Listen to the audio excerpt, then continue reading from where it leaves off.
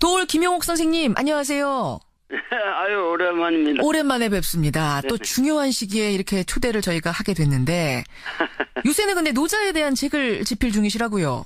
예, 평생 전공한 것이기 때문에 동양고전을 제대로 이해하게 만드는 것이 문재인 정부를 맞이하는 국민들의 마음 자세에도 더 도움이 되리라고 생각돼서 노자에 관한 제 평생의 그 생각을 집대성하고 있습니다. 그런 중이시군요. 노자. 네. 지금 문재인 정부 40일이 이제 넘어갑니다. 한 달 조금 넘었습니다. 네. 이 정부를 어떻게 평가하고 계시는가? 이 질문부터 좀 시작을 해보죠.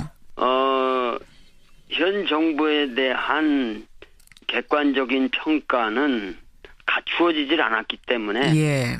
단정적으로 뭐를 평가하기에는 너무 이른 시기입니다. 그렇지만은 일을 하고 있다라는 느낌을 국민에게 듬뿍 주었고 그만큼 국민들의 기대감을 충족시키고 있다고 저는 보는데 예. 요번 그 한미 정상 회담 이야말로 예. 지금 이 정부를 판가름할 수 있는 어떤 결정적인 계기가 될 수 있는 그런 성과가 나와야 되지 않을까 이렇게 생각하고 있습니다. 자, 그럼 하나하나 좀 그 말씀들을 하나하나 좀 분석해보죠. 우선 뭔가 일을 하고 있구나라는 느낌? 이런 걸 받으신다고요? 네네네네. 그 말은 무슨 얘기냐면 여태까지 정권을 잡으면은 그야말로 부귀 권력에만 매달렸지 진정한 그 국민이 바라는 대의를 향한 일을 정말 노심초사 일을 하는 그 정권이 없었다는 의미예요. 그래서 이 문재인 정권은 그래도 뭔가 그 일을 하고 있다라는 느낌을 확실히 주잖아요. 하루에 한 개씩 뭔가 진짜 일이 있었어요. 그러고 보면은 네. 하나하나 처리되는 모양새. 그래서 그런지 국민들 지지율이 상당히 높습니다. 네. 근데 국정이 쉽게 풀려가는 모양새는 아니에요. 정치권을 돌아보면. 일단 내각 인선이 마무리가 안 된 상태입니다. 강경화 외교장관 임명을 기점으로 해서 특히나 야당의 반발이 거센 상태. 지금 뭐 상임위도 보이콧했다가 이제 인사청문회 이번 주부터 다시 시작할 정도로 지금 어려운 상황인데 야당은 얘기합니다. 지금 대통령이 국민 지지율 믿고 야당들하고 소통 안 하려고 한다. 박근혜 정부를 향해서 소통 안 된다 했지만 지금 자신들이 소통 안 하고 있다. 협치를 파괴하고 있다. 어떻게 생각하세요? 그 중요한 것은 지금 이 정권이 빨리 하고자 하는 일을 할 수 있도록 일단 그런 문제는 좀 넘어가고 진정한 그 사람들이 이 정치를 해 나갈 때 거기다가 브레이크를 걸어야지.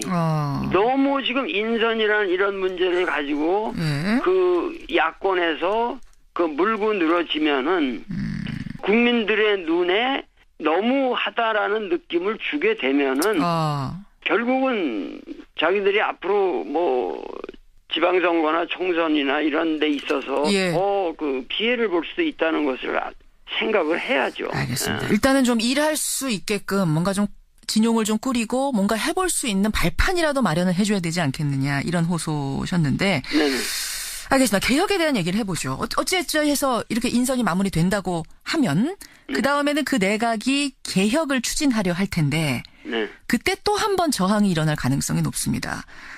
주말에 이 보도를 어떻게 보셨는지 모르겠습니다만 상당히 출렁였던 보도가 뭐냐면 검찰 내부에서 문 대통령을 놓고 문 아무개 어디까지 가나 보자 이런 분위기가 있다는 거예요. 법무부 장관 한두 명만 연속으로 낙마시키고 2달만 시끄럽게 하면 국민들의 신임도가 떨어져서 지지율은 50% 밑으로 떨어질 거다. 뭐 이런 얘기들이 들린다는 겁니다.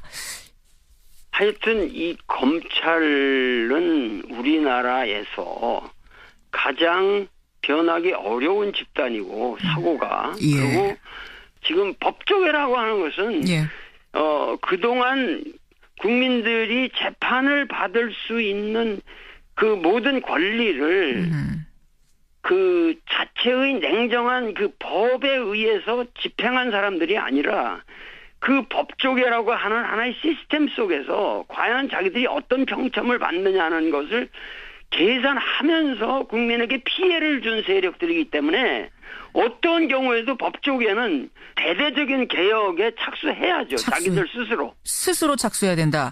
예. 근데 이게 스스로 되겠습니까? 국민들과 정부가 같이 압력을 넣어야죠.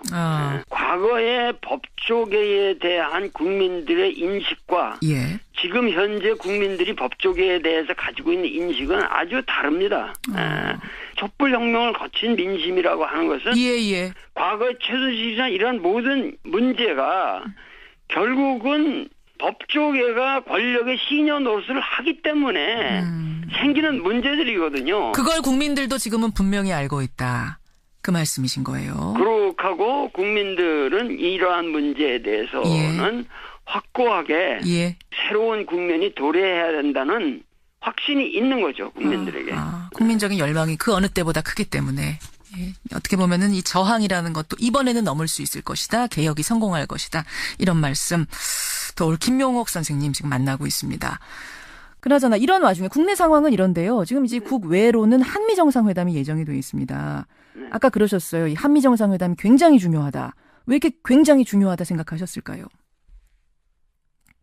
지금 한미 정상회담이라고 하는 것이 이게 제가 알기로 한미 정상이 만난 것이 요번이 64번째라든가 하여튼 60여 차례나 되는 기나긴 역사를 가지고 있는데 여태까지 그 한미 정상이라고 하는 것은 진정한 의미에서 정상회담이 아니었어요. 무슨 얘기냐면 이 종속적 지위에 있는 사람이 자기가 정권의 정당성이 없기 때문에 그 정당성을 인정받기 위해서 천자를 아련하러 가는 식의 회담들이었다고. 그 말하자면 조아리고 가는 회담이었다 이런 말씀이시군요. 자체내로 그 정권의 확고한 도덕성이나 정당성이 부족했기 때문에 확보가 안 되니까 그것을 인정받기 위해서 그 가장 강력한 봉인을 받기 위해서 가장 세계적으로 센 세력의 봉인을 받기 위해서 가는 하나의 그 종속적인 인준의 그런 지원이라든가 이런 것이 목적이었단 말이에요. 예를 들면 박정희가 그 케네디를 만나러 갔을 때도 그런 목적으로 갔는데 케네디가 아주 개무시를 하고 아주 푸대접을 했거든요. 그러고 나서 린든 B 존슨 때나 이제 바뀌고 나서 그 양반 돌아가고 나서 바뀌면서 이제 그 월남 파병 때문에 이제 또 대접 받기도 하고 그러니까 여러 가지 그런 역사를 쭉 놓고 볼 적에 한 번도 뭔가 구체적인 목적을 위해서 뭔가 그 미국이라고 하는 그 대국의 봉인을 받으려고 가는 것이 아니라 뭔가 미국과 해결해야 할 현안이 있고 그것에 대해서 우리가 대등하게 이야기를 해보자라는 자세로 가는 첫 회담이에요, 이거는. 이번에는 어떻게 대등하게 가는 거라고 그렇게 판단하세요? 과거는 아니었는데? 그러니까 벌써 문정인이라는 사람이 가서 얘기한 내용만 봐도 단군이라는 말은 제가 안 쓰겠는데 그 소위 말해서 이성계가 위화도 회군을 하면서 소국이 대국을 치는 것은 옳지 못하다. 이런 메시지를 내면서 조선조를 개창한 이래. 아마도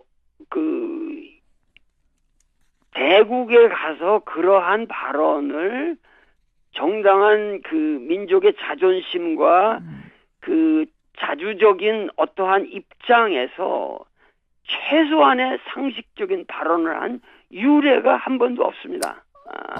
그러니까 그러한 것을 미리 가서 얘기하도록 하게 했다는 것은 뭐 문재인이라는 사람이 바둑도 아마 4단이나 된다고 그러는데 결국은 그 정상회담을 향해서 지금 포석을 놓아가고 있다는 거죠. 잠깐만요, 선생님. 그러니까 지금 말씀하신 것 중에 두 가지예요. 하나는 문정인 특보의 그 발언, 지난주 내내 뜨거웠는데 여러 논란, 찬반 논란도 있고, 김 선생님 보시기에는, 도올 선생님 보시기에는 역사상 유례가 없이 잘된 거다. 일단 이런 평가를 내리시는 거고. 그거는 그건 너무도 당연한 얘기들 아니에요. 그 문정인이라는 사람은, 그 사람은 무슨 여기 우리가 잠깐만 한국 사람이라는 그 입장을 떠나서 미국 정치학회 부회장까지 했던 사람이고 미국인들을 10여 년 동안 가서 가르쳤던 사람들인데 나도 미국 가면 미국 사람들을 내 제자의 입장에서 내가 얘기를 하는 거지 무슨 그 사람들을 바라보면서만 얘기를 하는 건 아니란 말이죠. 그러니까 그 입장에서 볼 적에 문정인이 가서 얘기한 내용들은 그건 최소한의 나는 무슨 큰 것이 아니라 상식적인 얘기라고 봐요. 어떤 얘기인고 하니, 그러니까 북한이 핵 동결하면 우리가 한미 군사훈련 축소할 수 있다. 그러니까 협상이란 건 주고받는 거다. 뭐 이런 얘기들을 했단 말입니다. 그때 이제 일부에서는 가지고 뭐 동맹이 깨진다면 그게 무슨 동맹이냐, 뭐 이런 얘기도 했죠. 근데 이제 일각에서는 아니 미국의 심기를 그렇게 건드리면 어떡하냐. 특히 한미 정상회담 이제 문재인 대통령이 가서 정상회담 해야 되는데 분위기 이렇게 살벌하게 만들면 어떡하냐고 하면서 굉장한 비난이 쏟아졌단 말입니다. 그런 말을 하는 사람들은 제가 말씀드릴 수 있는 것은 지금 여기 이렇게 디테일하게 들어가면 참 끝이 없는데 가장 중요한 것은 지금 우리가 지금 노력하고자 하는 것은 역사의 거대한 축을 바꾸려고 하고 있는 거예요. 촛불혁명이라고 하는 것은 단순하게 지금 정권을 바꾼 게 아니에요. 여태까지 우리가 살아왔던 방식을 근원적으로 변해야만 우리가 살 길이 있다고 하는 새로운 각성이 국민에게서 싹튼 겁니다. 그 가장 중요한 것은 우리가 이 대북 관계만 해도 남북 관계만 해도 우리가 이러한 문제에 대해서 보다 그 자각적으로 주체적으로 우리 스스로 문제를 해결해야만 하겠다고 하는 생각이 국민들에게 생겨나기 시작한 거고 이러한 문제들을 그 미국에 의존해서만 해결할 수 있는 건 아니다. 그러니까 결국은 그 문정인을 비판하는 사람들의 멘탈리티는 한미 동맹을 정당한 대등한 관계에서의 한미 동맹을 얘기하는 게 아니라 어떻게 하면은 우리가 정말 대미 종속을 잘할 수 있느냐 하는 그런 고민을 하는 사람들이에요. 그 사람들은 한국 사람이 아니라 그냥 미국 천민들이에요. 미국 천민들이에요. 아니 근데 이제 현실적으로는 어쨌든 우리가 좀 그 미국에 상당히 종속되어 있는 게 현실 아니겠느냐 하는 이제 상당히 현실적인 이야기들을 그분들은 하시는 거 아닐까요? 지금 우리나라는 전 세계적으로 경제적인 지표만 봐도 10위권에 그런 10위권 주변에 있는 나라고 이 과학기술이라든가 우리가 새로운 신기술을 개발하고 뭐 IT라든가 이런 여러 가지 지금 이 객관적인 통계에는 우리나라가 5위 아닙니다. 5위. 그러니까 이 나라가 결코 이렇게 어려운 상황에서도 이 자리까지 왔다고 하는 것은 세계적인 그 국가의 반열이 들 수 있는 훌륭한 나라일 뿐만 아니라 미국에 있어서는 우리가 한미동맹이라는 것을 우리 측에서만 생각할 것이 아니라 미국 측에서 만약에 이 동아시아에서 한국이라고 하는 이 위대한 우방이 없으면 미국은 존재하지도 않아요. 이 시대 이 자리에서 미국은 족보가 없는 나라가 되는 거예요. 그만큼 한국은 위상이 크고 그러기 때문에 그러한 데 대한 자부감을 가지고 그거를 지렛대로 해서 미국과 협상을 우리는 할 충분한 이유가 있습니다. 충분한. 우리가 그동안 너무 스스로 위축돼 있었던 걸까요? 너무 자신감이 없었던 걸까요? 위축될 정도가 아니라 예. 완전히 그 임진왜란 같은 거를 갖다가 그 이순신 같은 그런 위대한 명장들이 사실은 그 국난을 극복했음에도 불구하고 선조가 뭐라고 그랬냐면 예. 그 명나라에서 온 천병이 우리를 구해줬지 이순신은 아무런 공로가 없다고 그랬어요. 그 사람이. 그랬었죠. 예, 그러니까 무슨 얘기냐면은 완전히 그 뭐 위축 정도가 아니라 예. 그 자멸 아주 그 자기를 그 비하시키는 것이 그것이 상식화돼 있다는 얘기죠. 자기 비하, 우리 스스로. 자기 비하가 상식화돼 있다는 거예요. 미국 앞에 서면 작아지는, 강대국 앞에 서면 작아지는 어떤 그런 뭐 관습이라 그럴까요? 우리의 관성이 지금까지도 남아 있는 거다. 이거를 지금은 털 때가 됐다고 보세요. 촛불을 계기로 털 때가 됐다고 보시는 거예요. 털어야만 되고 그리고 이 남북 문제라는 것을 우리 스스로 그 좌표를 설정해서 예. 차곡차곡 어떠한 목표를 향해서 나아감으로써 예. 지금 예를 들면 뭐 그 태권도만 해도 엊그저께 북한에서 왔고 평창 올림픽도 우리가 서로 같이 단일팀. 같이 이거를 한번 행사를 치러보자. 예. 이런 것들이 얼마나 아름답고 좋은 얘기입니까? 그러니까 이런 모든 것들이 새로운 국면이 벌어지고 있는데 예. 그러한 것에 의해서 뭐냐면은 미국으로 하여금 동아시아 질서를 그 무슨 미사일 방어 체계니 말이죠. 이런 예. 터무니없는 이미 닉슨 독토린에서부터 이미 미국이 회전한 그러한 문제를 놓고 이제 와서 이 동아시아 질서를 전쟁 패러다임으로 평화 패러다임으로 가지 않고 전쟁 패러다임으로 간다면 예. 그것은 미국의 불행이다. 이것을 우리가 가서 설득을 시켜줘야죠. 설득을 시켜줘야 되는 그런 의미에서 아주 중요한 정상회담이다. 강조를 하셨단 말씀이군요. 네네. 아까 그러셨어요. 문정인 특보의 그 발언 굉장히 잘한 거고 또 청와대와 교감을 했다고 아까 했죠. 문재인 대통령의 포석이라고 하셨는데 교감했다고 보시는 거예요? 네, 그건 당연히 하고 간 거죠. 청와대는 아니라고 선을 긋긴 했습니다만. 그거는 다 한 거예요. 한 거고, 예. 그 문정인이라는 사람은 상식적인 발언을 한 거예요. 상식적인 발언. 그 정도는 그 사람의 학문적 감각이나 예. 상식적인 그 사람의 지식 범위에서 볼 적에 예.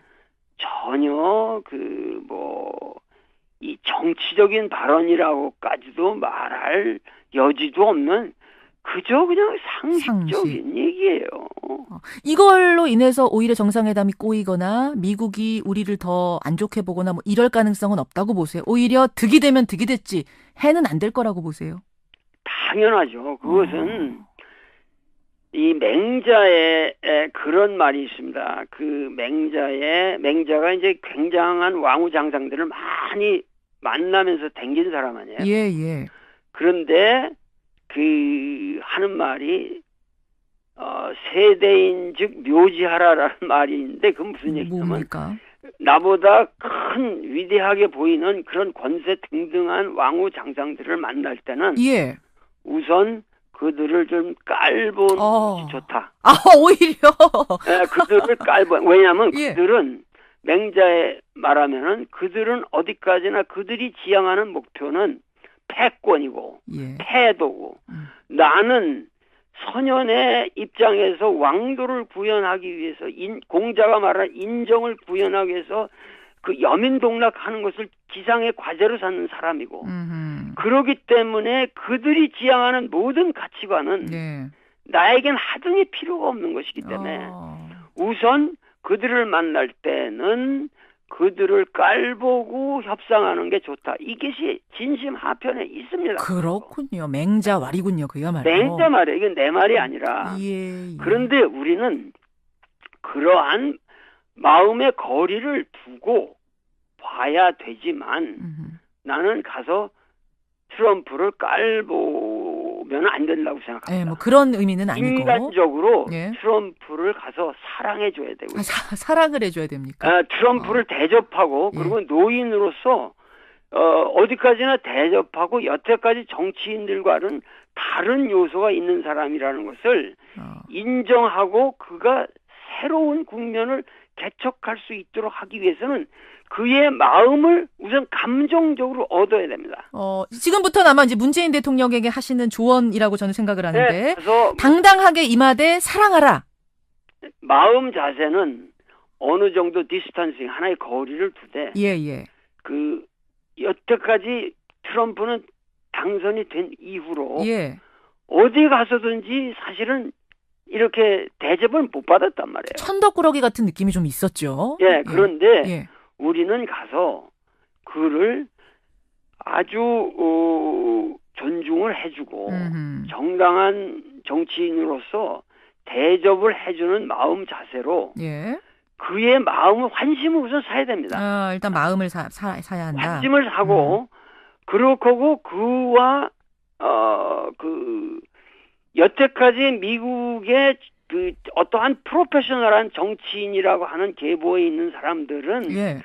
무조건 한국 같은 나라는 깔보고 그리고 한국에 대해서 관여를 하지 않으려고 그랬어요. 그렇기 때문에 그 오바마 같은 사람도 그 뭐 전략적 인내니 이런 말로 한국 문제는 완전히 개무시한 거예요. 예. 그 윈비어 문제만 해도 얼마든지 그 오바마 정권 때 조금 더 관심을 가지고 해결했으면 해결될 수도 있었던 문제. 다 그것이 전략적 인내라는 측면에서 다 넘어간 거예요. 예. 그렇기 때문에 그러한 의미에서 새로운 관여 정책을 하겠다고 나온 것은 상당히 우리가 볼 때는 좋은 일이고 단지 트럼프가 그 관여라고 하는 의미가 예. 그 북한에다가 뭐 무력 행사를 하든가 이런 식의 관여가 아니라 얼마든지 평화의 이니셔티브를 가지고 미국이 북한을 설득시킬 수 있는 얼마든지 여지가 있다. 예. 이것을 설득을 해야 되는데 예. 그 설득의 제일 중요한 것은 여태까지 우리나라가 미국 가서 우리 남한 정부가 북한 정부와 좋은 관계를 유지하고 싶고 우리 문제는 우리가 평화적으로 해결하고자 하는 것이 우리 국민의 열망이라고 하는 것을 미국의 지도자들이 확실하게 이해를 해줬으면 좋겠습니다. 라는 입장을 표명한 적이 단 한 번도 없었어요. 예. 단 한 번도 없었기 때문에 그런 것만을 표명을 하는 것만 해도 트럼프 입장에서는 한국민이 이런 방향으로 원한다면 우리도 새로운 카드를 가지고 더 기발한 그러한 협상이라든가 새로운 국면을 만들어서 전 세계를 이롭게 할 수가 있다.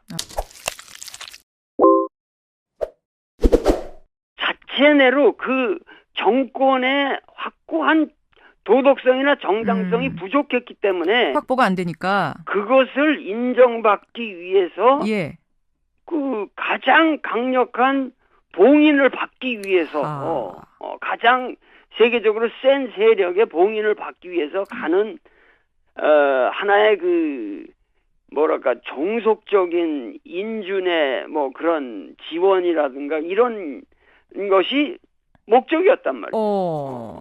예를 들면 뭐 박정희가 그 케네디를 만나러 갔을 때도 그런 목적으로 갔는데 케네디가 아주 뭐 개무시를 하고 아주 푸대접을 했거든요. 그러고 나서 뭐 린든 B 존슨 때나 이제 바뀌고 나서 그 양반 돌아가고 나서 바뀌면서 이제 그 월남 파병 때문에 이제 또 대접 받기도 하고 뭐 그러니까 여러 가지 그런 역사를 쭉 놓고 볼 적에 한 번도 뭔가 구체적인 목적을 위해서 그 뭔가 그 미국이라고 하는 그 대국의 봉인을 받으려고 가는 것이 아니라 뭔가 미국과 해결해야 할 현안이 있고 예. 그것에 대해서 우리가 대등하게 이야기를 해보자라는 자세로 가는 첫 회담이에요, 이거는. 이번에는 어떻게 대등하게 가는 거라고 그렇게 판단하세요? 과거는 아니었는데? 그러니까 벌써 문정인이라는 사람이 가서 예. 얘기한 내용만 봐도 예. 단군이라는 말은 제가 라고 하는 것은 예. 과거의 최순실이나 이런 모든 문제가 결국은 법조계가 권력의 시녀 노릇을 하기 때문에 생기는 문제들이거든요. 그걸 국민들도 지금은 분명히 알고 있다. 그 말씀이신 거예요. 그렇고 국민들은 이러한 문제에 대해서는 확고하게 새로운 국면이 도래해야 된다는 확신이 있는 거죠, 국민들에게. 국민적인 열망이 그 어느 때보다 크기 때문에. 예. 어떻게 보면은 이 저항이라는 것도 이번에는 넘을 수 있을 것이다. 개혁이 성공할 것이다. 이런 말씀 또 올 김용옥 선생님 지금 만나고 있습니다. 그나저나 이런 와중에 국내 상황은 이런데요. 지금 이제 국외로는 한미 정상회담이 예정이 돼 있습니다. 아까 그러셨어요. 이 한미 정상회담이 굉장히 중요하다. 왜 이렇게 굉장히 중요하다 생각하셨을까요? 지금 한미 정상회담이라고 하는 것이 이게 제가 알기로 한미 정상이 만난 것이 요번이 64번째라든가 하여튼 60여 차례나 되는 기나긴 역사를 가지고 있는데 여태까지 그 한미 정상이라고 하는 것은 진정한 의미에서 정상회담이 아니었어요. 무슨 얘기냐면 이 종속적 지위에 있는 사람이 자기가 정권의 정당성이 없기 때문에 그 정당성을 인정받기 위해서 천자를 아련하러 가는 식의 회담들이었다고. 그 말하자면 조아리고 가는 회담이었다 이런 말씀이시군요.